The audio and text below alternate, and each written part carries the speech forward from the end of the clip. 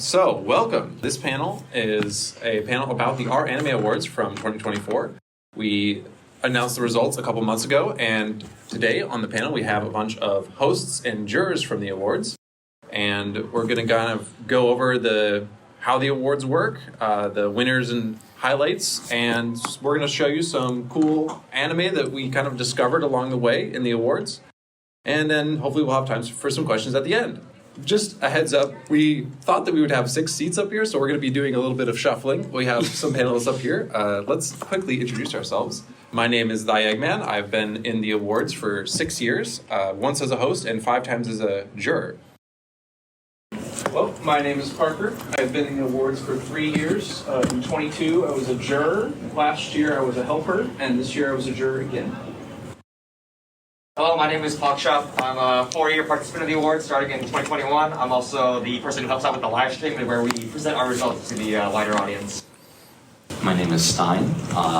This is my 2nd year with the awards. I actually joined the awards due to seeing this panel 2 years ago.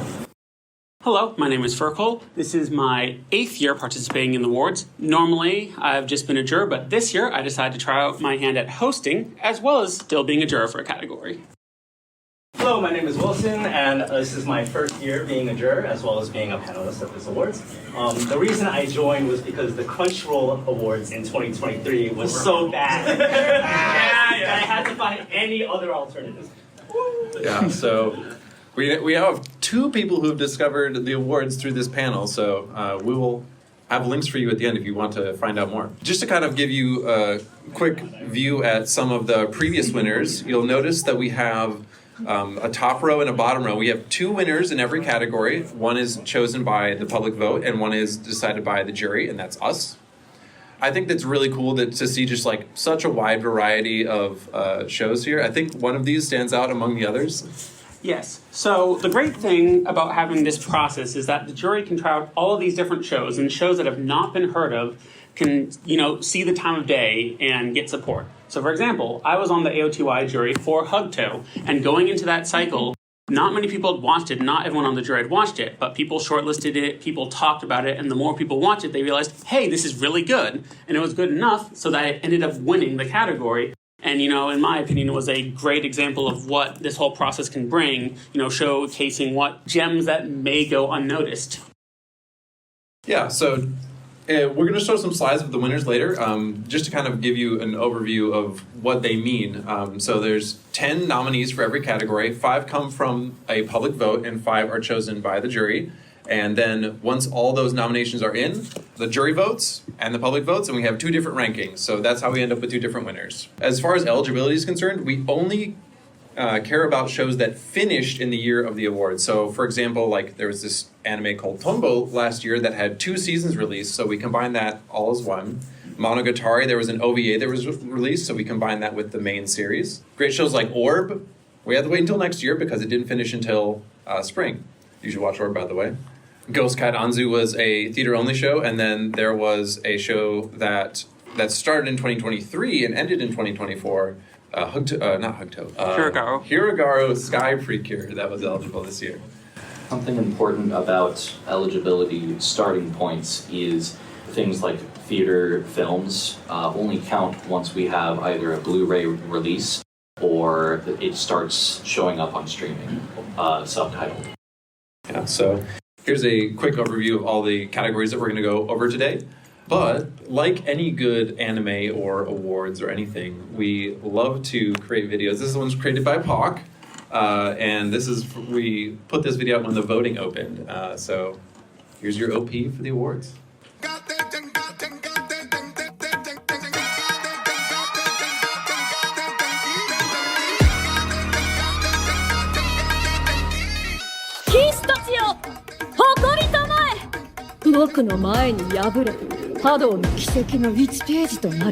私頑張るわ。あなたが私と立候補することを選んだのは間違いじゃなかったって。誰もお前のことを知らないし、誰も待ってやしない。でもそれが面白いんだろ。俺がラノベの主人公ならそんな時何を思うのだろうか。ハンターがハンターと呼ばれる理由、本当の狩りの始まりだ。私は私が一番目立つように戦う。一緒にぶつかってきてよ。10歳の時にあなた様は天を揺るがす英雄となられまする。大戦の主となり、今の自分で満足するんじゃなくて、さらに上を行く未来の自分を追いかけましょう。なんだ、たった1年努力すれば一流になれるんだ。だからケチョンケチョンにのしてやりたい。殺してやりたい。世には100、1000の花がありますが、ボタンとキキョウのどちらが美しいかは決めつけるものではないと思います。ライオス殿、約束していただけませんか。狂乱の魔術師を打ち倒し、我々を解放してくださると。予感がある。きっと次はない。あなたに決闘を申し込んでいるのです。これが最後の警告です。こいつはうちがぶっ倒かかってこいや。あんたを止めに来た。よりうまいやつがいるなんて絶対に許せない。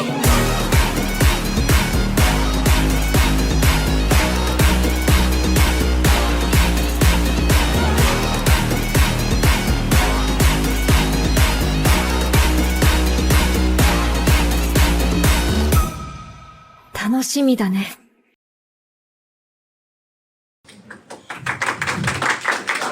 Good job, Mark. That was very good. Okay, so let's start going into some of the results. First, we're going to go through the genre categories, and we're starting off with Slice of Life. And Fircoal, you were part of this category. Yes, indeed. So, Slice of Life is a category that I like to do every year. So, even though I decided to be a host this year, I wanted to still juror here because, I like watching Slice of Life shows, and I want to take a part of the process still. So, this year going into it, there hadn't been a lot of Slice of Life shows on my radar, and I kind of thought it might be a weak year for the category. However, upon watching it, I realized that there's a lot of good shows there, and it ended up actually being pretty hard to pick which ones to nominate and which ones that didn't make the cut. So, a good example is our winner here, Laid Back Camp Season 3. So, both public and jury decided to put it at the top, and I think it's a good winner for this. Personally, I think Season 3 is a step up compared to the previous seasons. I think that it mixes in a lot more comedy, and that kind of mixes up the formula some so that it, just adds a little extra something to it. I think there's also just nice locations, and they really kind of mix and mingle the thing in well. It really takes full advantage of its traveling and kind of goes to these places and gives you a good idea of why they're so interesting and why they're so cool. And so I think it really stepped up. It leaned into its moe-ness, it leaned into its silliness, and kind of provided a bit more that was out there, a bit more for the show. Some other good highlights I think from there is Natsume's Book of Friends, which is the 7th season. So that came back after season 6 airing a long while ago. And this was something that the public gave to us, and, we watched it, and it was really quite good. And I think they captured the vibe of the old series while updating it and telling these just really heartwarming, interesting tales. On the flip side, something that didn't make it, but was my personal push to make it in, is Jewel Pet Attack Travel. Now, may seem like a bunch of random pick to anyone who does not know me, but Jewel Pet is my favorite anime franchise and show. And finally, the random short that exists that came out quite a while ago got subbed and so was eligible for this year.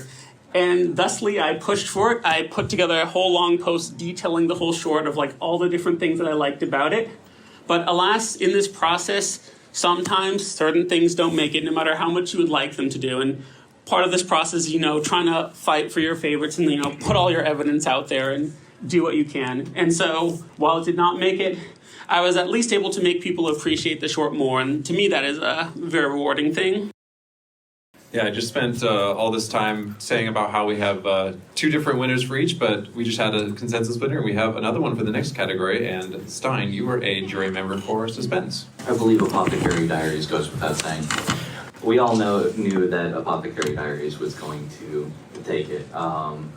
The jury was pretty unanimous in Suspense the whole way through, and honestly, there wasn't an awful lot of discussion because we all loved it just that much. Public sentiment was pretty obvious as well, I would like to say.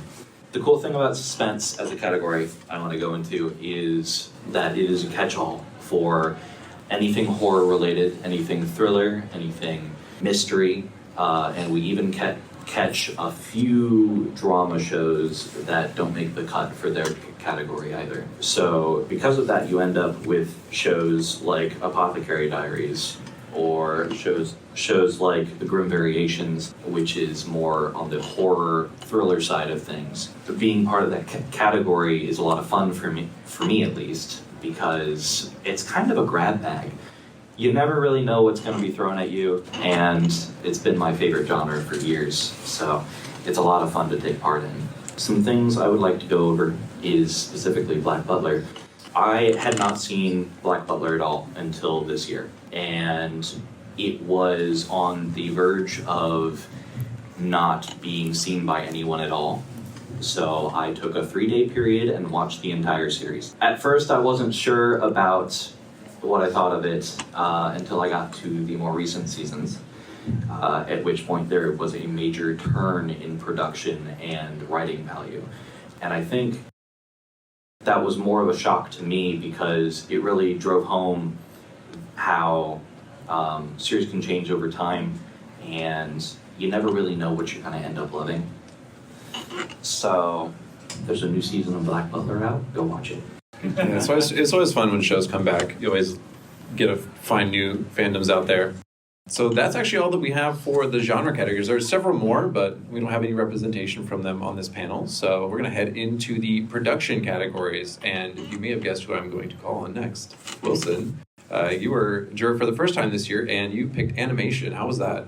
Animation was definitely one of my more favorite categories to be a juror in. It was just so much fun because there was just so many great shows out there with not only just shows with great fight scenes, like what people gravitate to in terms of what's great animation, but also other shows with great character acting, effects work, magic, fabric animation.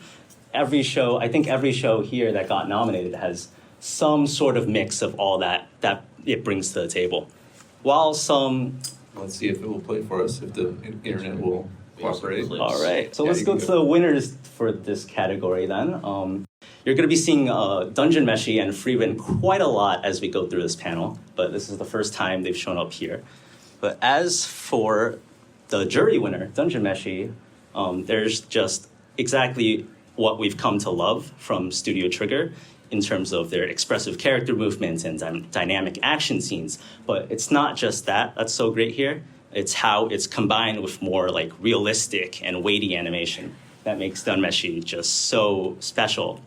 And I think that's why it managed to just edge out Freeman just slightly. So you see the weight of the sword as the two clash here in episode 3, and the impact as we come to that there. As for Freeman, the public winner, Freeman and Dungeon Meshi were neck and neck the entire way in the jury, by the way. It probably had the most memorable moments of the year that had to do with animation in terms of the barrier break and the clone fight. I think everyone can just picture those scenes in their head perfectly and how all the movement went in that.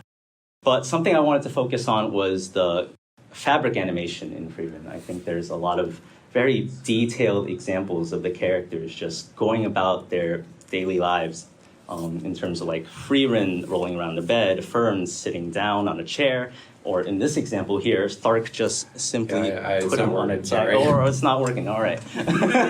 We all know how good Freeman is. Yeah, Stark puts on a jacket and it's cinema. It's absolute cinema. The fabric animation is just so detailed, and it's a great extra thing for Freeman to have. Cool, yeah. So this is my first category that I'm in for this one, which is character design. Once again, we see Delicious and Dungeon swept both the public and the jury here. I love character design because honestly, it's part of what gets me interested in shows, just how much personality can be conveyed through the designs themselves. You have to kind of get in the character designers' heads because it's what is cool? What makes this character tick without even having them speak a single line? And Dungeon Meshi has both utilitarian designs that tell you a lot about the characters without saying anything, and also designs that lend themselves really well to animation. One of the things that I learned just from being part of this category was that Marcille has her hair done differently, like all the time, and I just like didn't pick up on that. And it seems silly in retrospect, but like the amount of effort that they put into Marcille is amazing. The second place winner for the category from the jury was a show called Puniru. Puniru is a kawaii slime, and she's a slime, and basically she uses starch and borax to transform herself into a bunch of different looking figures.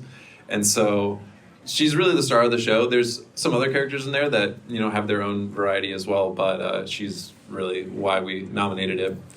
And lastly, I wanted to talk about a show called Negative Positive Angler. There's a character in the show, she's the character with the teal hair here. Her name is Ice, and basically she's a professional cosplayer, but she has two designs you can see in the top two pictures where she's on in her like work mode or in her relaxation mode, and it's just awesome to see that sort of like variety in character design and what they can convey with that. The third picture there is actually the convenience store manager for the convenience store that they work at. He's a fish in that picture. So next up we have cinematography, and we see some familiar faces again in this category. We're back at it with the production. Dungeon Meshi and Freerun, obviously, taking top slots again. Like Wilson said earlier, we're going to be seeing a lot of those. Cinematography is an interesting category for both of us, actually. Both of us having picked it up in our first year. It is a category focused entirely around the movement and the scenery and where characters are placed. And there's a lot of variety in what you can do with cinematography, and once you start looking for it, it really changes the experience you get out of the shows you watch. Yeah, cinematography for me, picking it up as my first year was definitely probably my hardest category to judge, because one, there are so many great shows to consider, but also because there's just so many different things that cinematography is basically an encapsulation of. It's like, it's color design, it's framing, it's direction, it's all of these different things combined into one. And that's what makes cinematography such a great category. Yeah, there's just some phenomenal stuff here that Eggman is just showing here. Something interesting about the cinematography selection this year is every show was talked about for the top half. All of them. We had a very stacked category this year.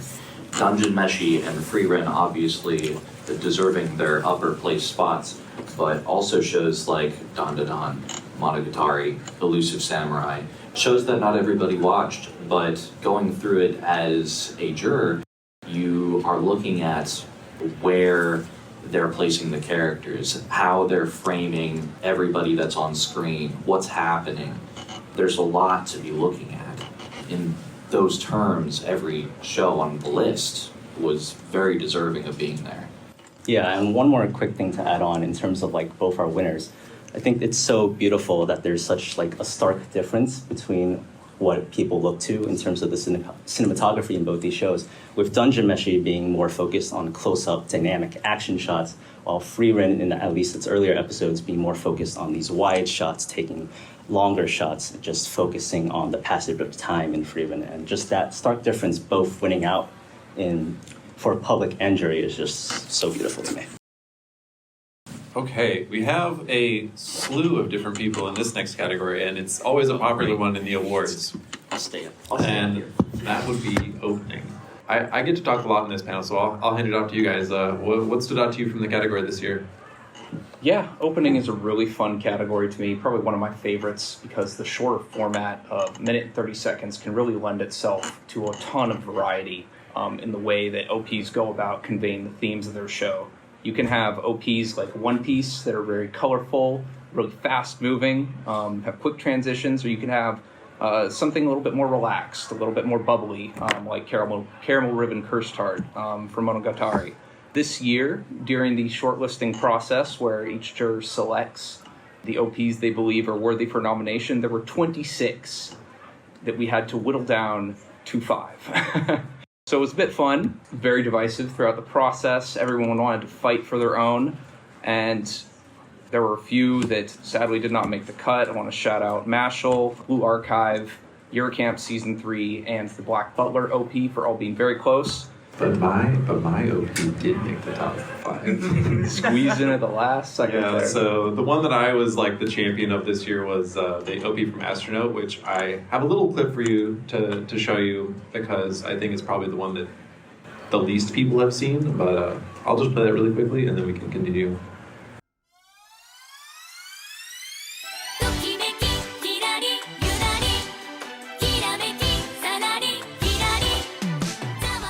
Doesn't that just make your heart go doki doki?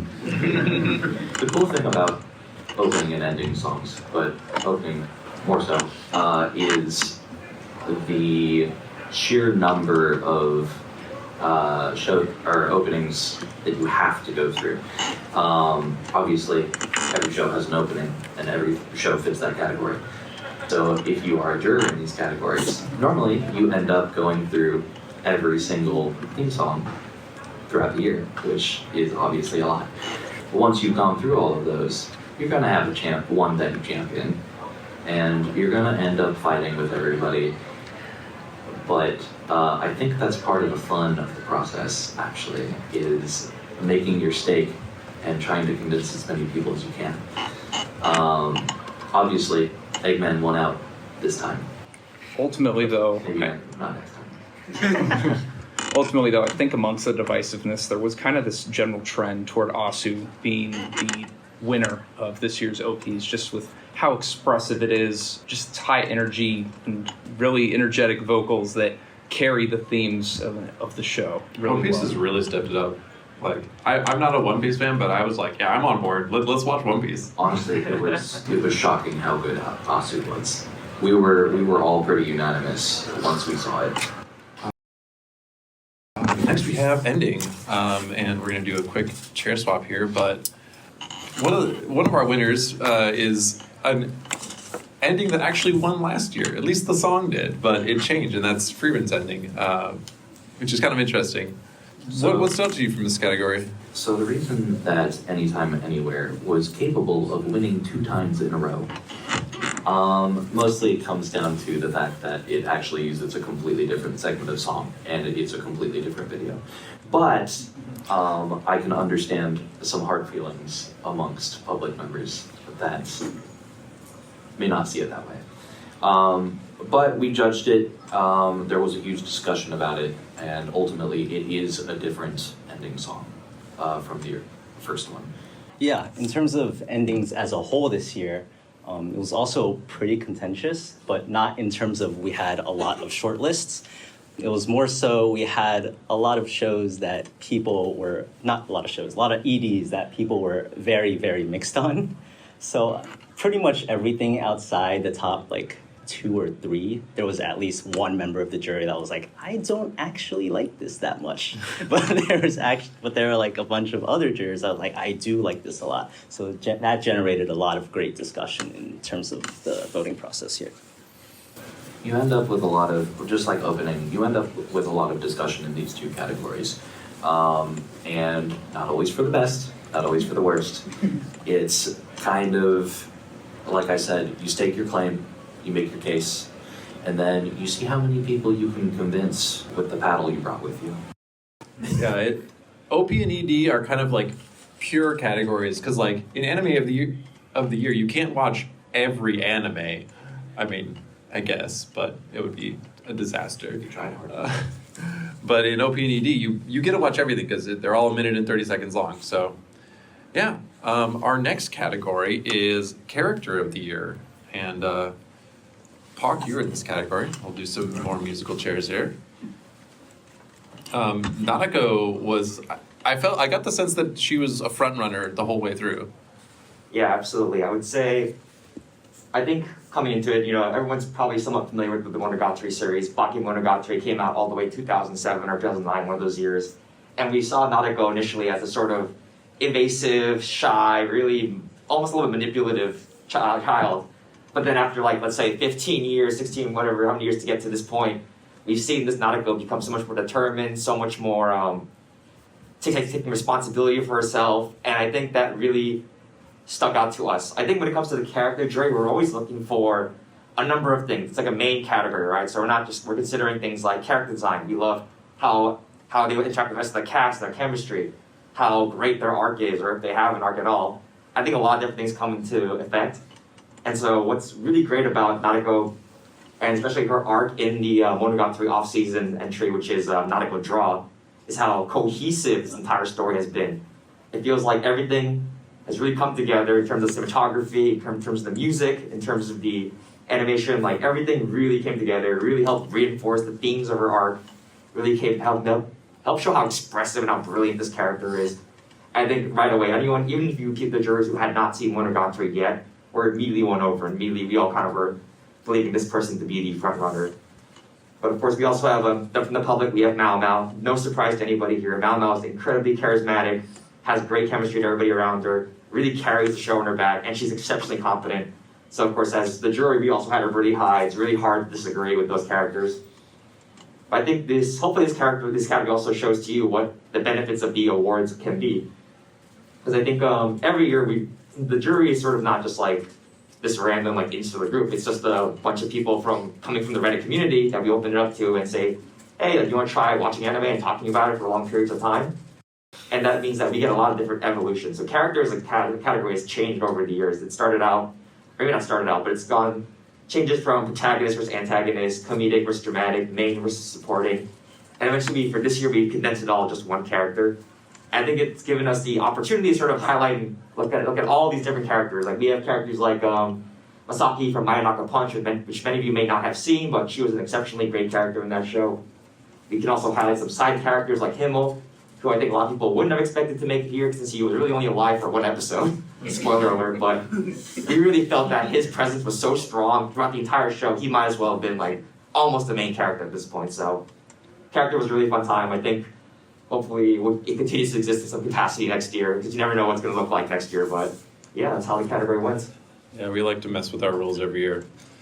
Next is a category that I was very excited to participate in for the first time this year, which was Short of the Year. And this is kind of unique to Reddit's awards. Not a lot of other award shows pick a best short, and this includes things like MVs, so music videos by like VTubers, short anime, graduation projects from like university students in Tokyo. And our winner, of course, is One Piece Fan Letter. I said before I don't watch One Piece, but I was so enamored with this just from the 25 minutes that it is. Yeah, what do you guys think about the rest of what we had in this category? Yeah, I think this category this year was pretty interesting in that I think we got a bit more MVs than we do usually. Never Ender is really trippy short. That's just sort of falls along the vibes, the aesthetic that is similar to Dark Room, which is a short we had in years past. Lazy Cat is another short that stands out amongst Eve's catalog of MVs because for this short he decided to pick a singular animator and commission him to create the entire one. And there's a lot of interesting shots that sort of play with perspective there that the jury thought was very intriguing. Yeah, shorts overall was a category that I wanted to join coming in because it was, again, unique to Reddit as a whole. And it was just an opportunity just to see so many unique projects and so many that had all these different perspectives and things going on. In terms of judging it this year, we had a little bit of a fiasco as we had like a big four-way tie in the middle of the ranking. So we had to work that out, but every single short on there is absolutely phenomenal. Yeah, I did put a couple of images here. Even if you haven't watched One Piece, I would say go watch this short, the fan letter short. It doesn't spoil anything, although I've been told if you have made it to like the Wano arc, it might be spoilery. So, tread with caution. Another one that I wanted to talk about is this really wild animation called Kamigoroshi Prologue, which is the start of is it a student? It's not a student film. It's just like a soon-to-be-released feature film. Like a passion project for this guy. And it features this wolf god essentially playing with his little models. He has this like giant miniature set, and they come to life and start to rebel against him. We will have a link at the end to a playlist of all of the jury recommended shorts. There's like 250 that we went through. If you want to grab that at the end. Might be closer to 300 actually. Yeah, it's a lot. And this that I was showing earlier, this is from Neverender. It's interesting to have a piece from a like American band. This is Justice is the band. There's their famous cross in the bottom. But anyways, yeah, that was short of the year. And Parker, you're in this next category as well, movie of the year. This is kind of a weird category because sometimes we get like really old stuff from way before, but these are both, at least Look Back is unexpected, I would say. Yeah, I feel like, well, going into the awards this year, Look Back was a big question mark along with a few of these shows. The category got interesting at the start because in the last month before the deadline, Look Back, Toto-chan, Uma Musume, Mononoke, and Haikyuu all barely made the eligibility requirements. So half of this category barely squeezed in at the last second. And really, this year was so strong in terms of production for each of these that it made it very hard for us as a jury to try and weigh the strengths and weaknesses against them. And ultimately, in the final stretch of the awards, the battle came down to Look Back and Mononoke. And for those of you who've seen Look Back, the twist at the middle was a bit controversial amongst some of the jury for how it was executed. And for that reason, Mononoke ended up standing at the top of that list for how consistent it was with its storytelling and for how well the movie slots right in as a companion piece to the show, which had aired about 20 years before this had released. So very interesting to see that series and director come right back and just step right back into that world and be able to tell a very tense story, use a lot of clever editing tricks. So, Parker, I haven't watched Mononoke. Do I need to watch it before I watch this movie? You do not. It is standalone, fun fact. So you can just go on the movie. It's on Netflix right now, and it will give you everything you need about the world. There are some fan theories that the medicine seller in the movie is actually a different one from the show, so in a way it is a bit disconnected. But yeah, still a great time. Highly recommend going to check it out. Okay, and last but certainly not least, we have Anime of the Year, and Wilson and I were in this category. I've been in Anime of the Year only once before, and I was very disappointed with the result, so I had to redeem myself. And I feel very happy about this result, and it's kind of a reflection of the awards as a whole. Like you've seen how many awards Free Written and Delicious of Dungeon have gotten, so I think it's appropriate that it's the Anime of the Year is split the same way. Yeah, it's definitely a bit poetic that they both share the throne here with how much they've battled throughout the entire awards. Not in categories that were shown here. But as for public reception, I'm pretty happy about this dual winners just because the jury can't get too much hate for choosing something like, I don't know, Precure to win. Precure was nominated. You see it down there. Public put it in last. But yeah, in terms of shows that I want to sort of shout out here in terms of like the behind the scenes on the voting process, Hibike Euphonium or Sound Euphonium Season 3, the finale to Kumiko's journey was just absolutely stellar, especially episode 12, that titular climax. It's really, we can't really talk about Hibike Euphonium without spoiling, but I will just say that if you have watched the earlier seasons and you haven't gotten around to watching Season 3, you owe it to yourself to finish it out. It's such a good conclusion to the series, and it kind of pays off. It paid off everything that I was looking for in it, at least. Yeah, so. Definitely. Same here. Any other show you wanted to shout out?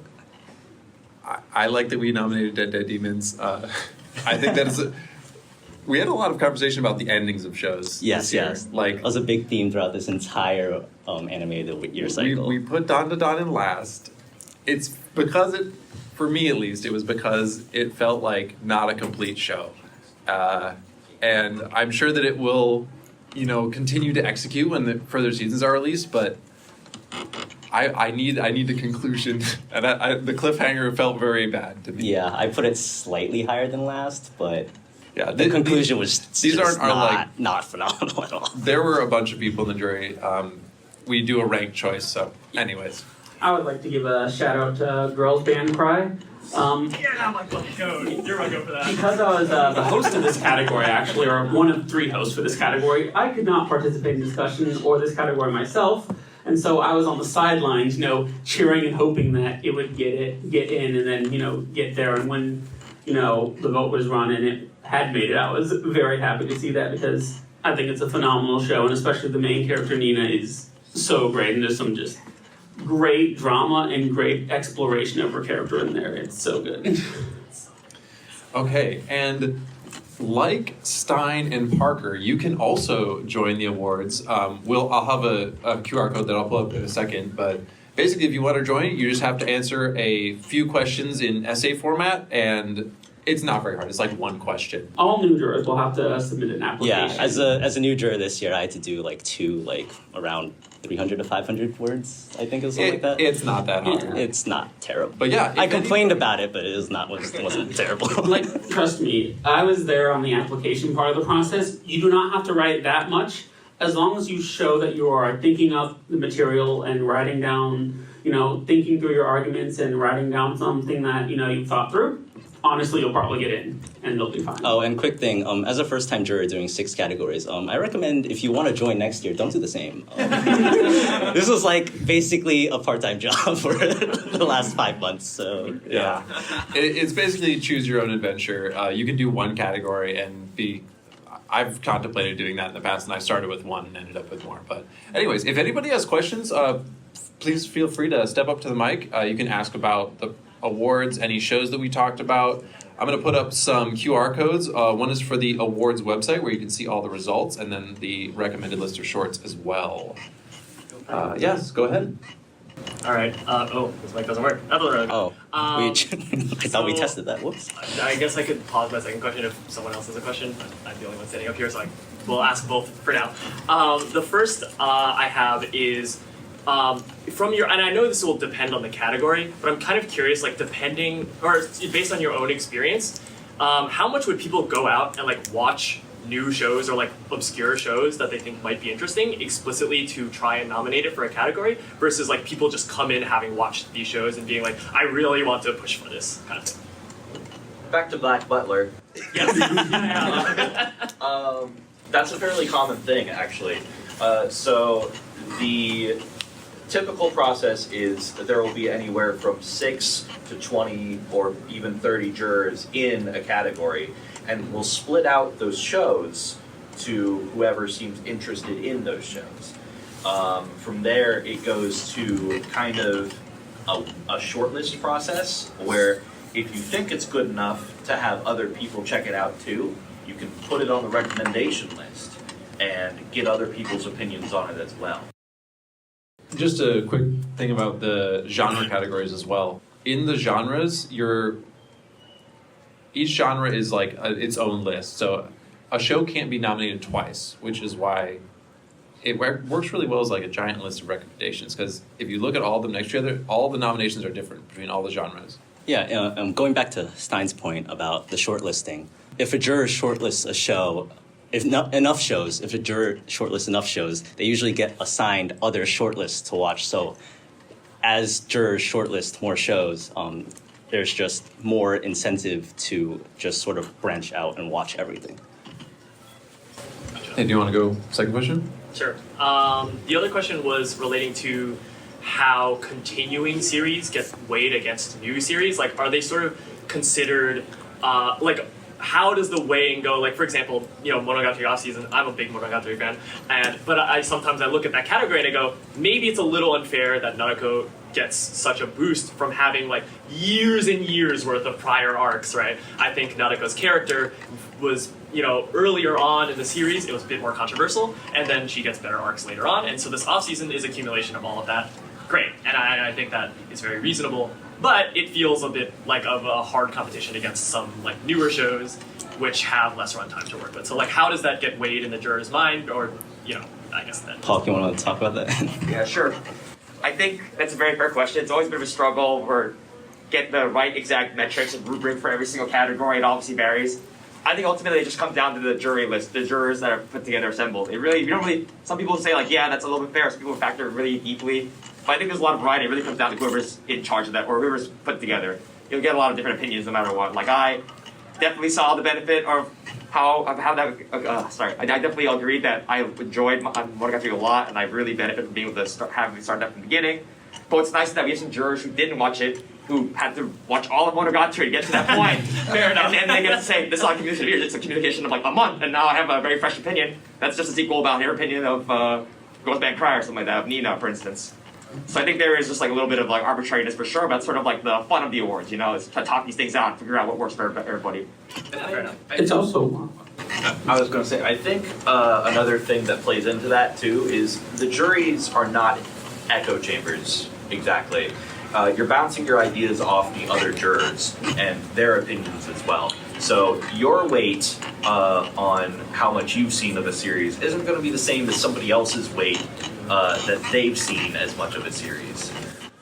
It's also worth noting that when we're looking at these shows, we're specifically looking at the most recent season and what happens there. So like, there may be some great characterization before, but it's really how the current season uses all of that is what we're really looking at. And so while, for example, in Naruto's case, how her development came this season in relation to its previous season definitely amplified it, but it all had to happen in this season or else it would have been worth nothing. I guess balance it out in some way. Anybody else have a question? You can also just sit down and yell it out. This is a very big room. Yeah, the mic doesn't work, We got so. plenty of time. So. It sounds like a lot of you guys have been in multiple different categories, but do you all have a favorite? Cast. Cast was deleted from the awards this year, though. Yeah. Of the ones that I actually did, it was shorts. But yeah. Yeah, animation and shorts was definitely my favorite. I mean, mine's obviously Slice of Life, considering I've done that pretty much every year I could have. And the only year I couldn't have was because I put it too low on the priority list. This year, movie was my favorite, but usually it's shorts. Just the sheer variety you have to get through. There's sometimes up to, I think this year was about 300, 400 total. Yeah, you take 3 months to watch the whole thing. Some good, and then some, you know, oh man, there was like one of like this egg yolk that died and like flew up to heaven. Oh, was another one that was like a kiwi ad of like someone that died because he didn't eat enough kiwis. That show was great. Shout out to Meta as well, who's in the crowd here, who compiles this giant list of shorts. Standing ovation for Meta. I mean, we have 10 more minutes, so if anybody else has any more questions? I guess I'll continue on with the question. Suspense is normally my favorite. It's just what I enjoy watching the most. But I do have to give a hefty shout out to cinematography. It has entirely changed series. So I'm very glad that I picked that up my first year. Yeah, cinematography is like a whole learning process, and it like shifts your whole viewpoint on how you watch stuff. It's really cool. That's a good thing to bring up too. Like, you don't need to be an expert in animation or cinematography or character design when you come here. We're all just like people on the internet. You can learn as you go, and I think that's like one of the fun things too. Is like when I first joined, the first year I did awards, I was in character design, and it was overwhelming, so I didn't rejoin until last year. But I learned about silhouettes and things like that, so it's fun. In what ways was Free Ren overrated, and in what ways was it not? I'm probably not the right person to ask. Because I'm keeping my mouth shut on this one. I'm watching you.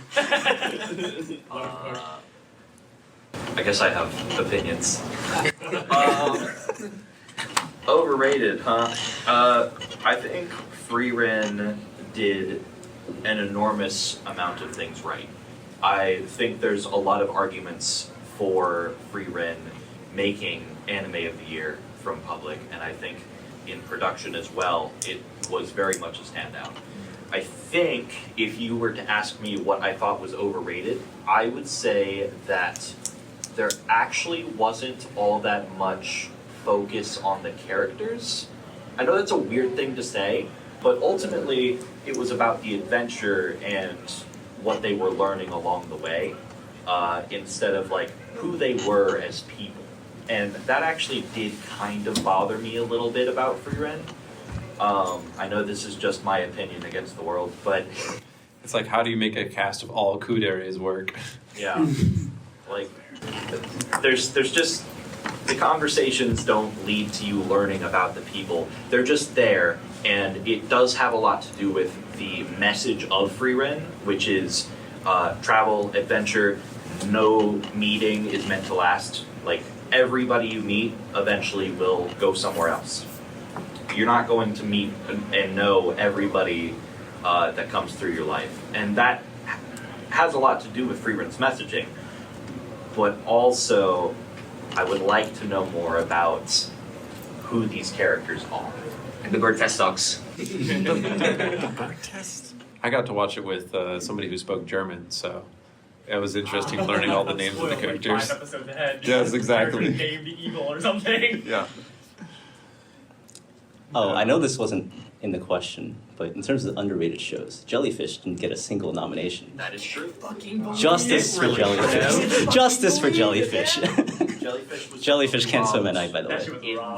In multiple categories, actually. Yeah, I think it got 6 in like animation and cinematography. It was definitely talked about for most of the process in cinematography. Yeah. It was talked about a lot in drama. However, it had a significant amount of detractors in drama.